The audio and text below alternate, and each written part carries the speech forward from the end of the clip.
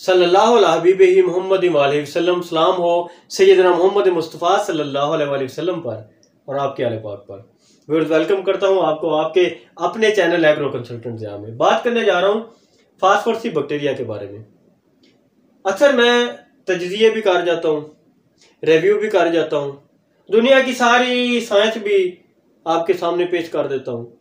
एक गैप रह जाता है, वो मोहब्बत का गैप है। दोस्तों, पहली बात तो यह है कि मैं पाकिस्तान में किसी भी इदारे का मुलाजिम नहीं हूँ। दूसरी बात यह है कि मैं एक आज़ाद और खुद मुख्तार पाकिस्तानी हूँ।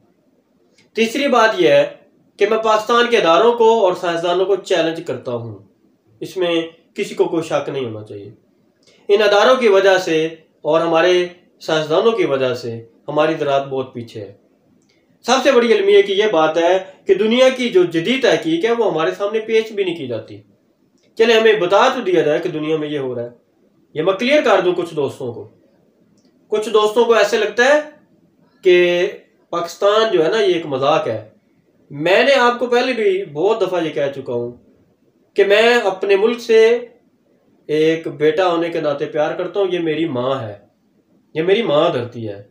अपनी माँ के साथ मैं किसी को मजाक भी नहीं करने दूंगा और अपनी माँ धरती की मईशत को या इसकी ज़राअत को, क्योंकि मैं एक ज़राई माहिर हूं, मैं किसी को तबाह भी नहीं करने दूंगा। अब कोई बड़ा है या छोटा है, ज़राअत के लेवल पर ना कोई बड़ा है ना कोई छोटा है।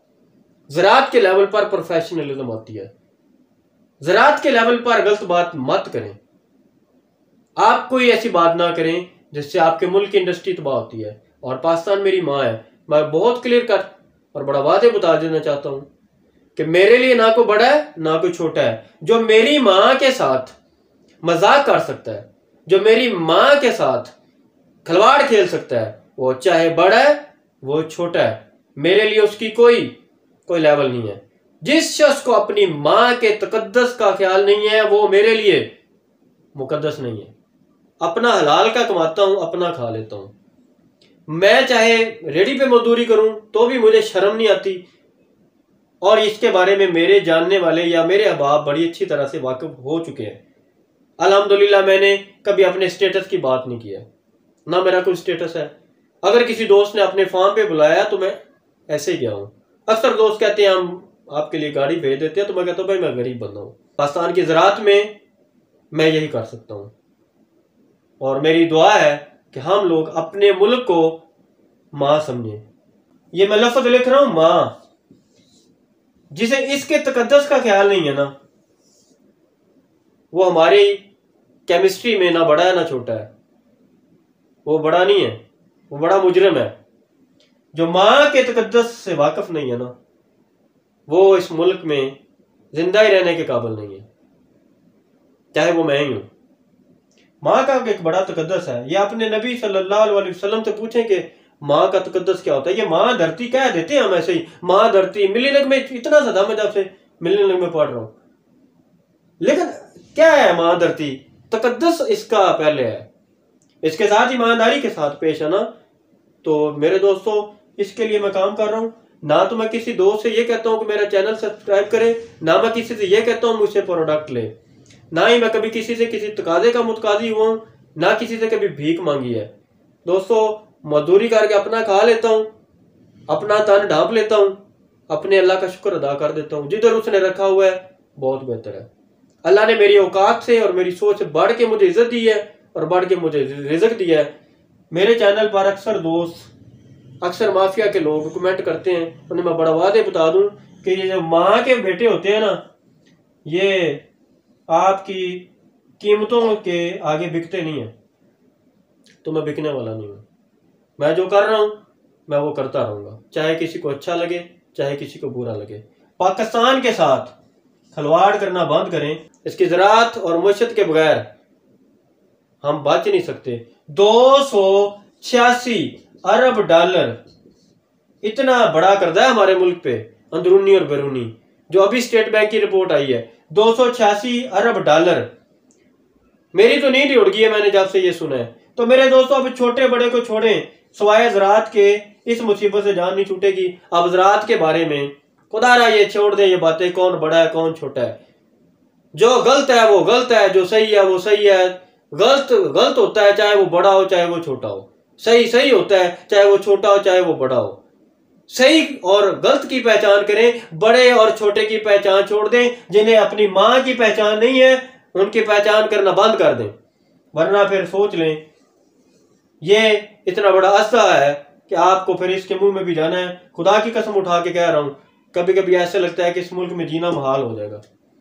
जितनी मईशत हमारी बदतर हो चुकी है। अपनी ज़राअत के लिए काम करें, ये बड़े और छोटे के लेवल छोड़ दें, सही और गलत की पहचान करना सीखें।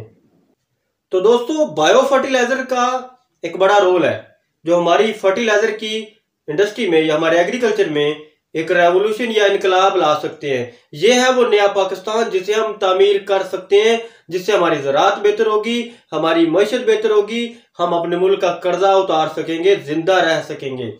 अब फास्फोरसी बैक्टीरिया में हम लोग बीओपी का एक नाम सुनते हैं। ये एक ऐसी खाद है जिसमें फास्फोरस सॉल्युबलाइजिंग बैक्टीरिया है। बिल्कुल, ये एक अच्छी खाद है। इसके बारे में मैंने वीडियो भी बताई है और जो लोग इसके खिलाफ बात करते हैं उनके बारे में मैं रिव्यू भी कर चुका हूं। वो बेसिकली इसके खिलाफ बात जरूर करते हैं, लेकिन अपनी दूसरी वीडियोज में इसी बात पे आ जाते हैं कि फास्फोरसी बैक्टीरिया के बगैर गुजारा नहीं है। अच्छा, दूसरी क्या बात आ जाती है कि फास्फोरसी सॉल्युबलाइजिंग बैक्टीरिया जो है, इनमें पैकेट भी मिलते हैं हम बैक्टीरिया के, खुद वो भी हम अपनी जमीन में डाल सकते हैं।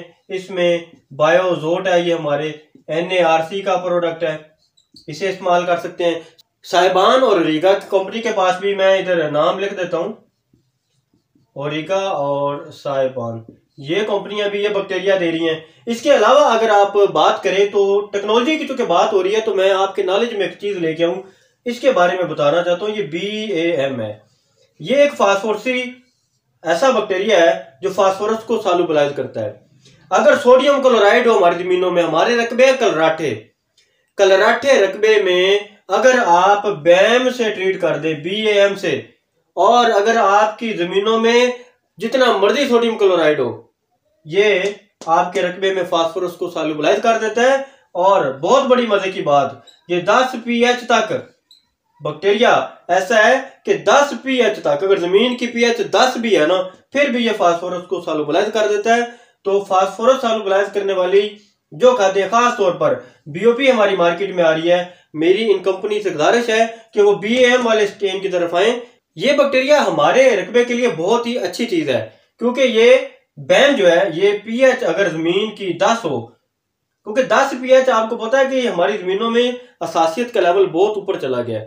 तो 10 pH और सोडियम क्लोराइड NaCl2 मैं लिख रहा हूं, वाफर मकदार में अगर जमीन में और pH 10 हो तो ये उसको सॉल्युबलाइज कर लेता है उसमें। तो कलराटे रकबे के लिए BAM वाली कोई हमारे पास स्ट्रेन आ जाए या फास्फोरस सॉल्युबलाइजिंग बैक्टीरिया वाली खाद आ जाए तो हमारा पाकिस्तान तरक्की कर सकता है। ये दुनिया में मौजूद है, इस पे काम हो रहा है और ये फील्ड में जा रही है एग्रीकल्चर में।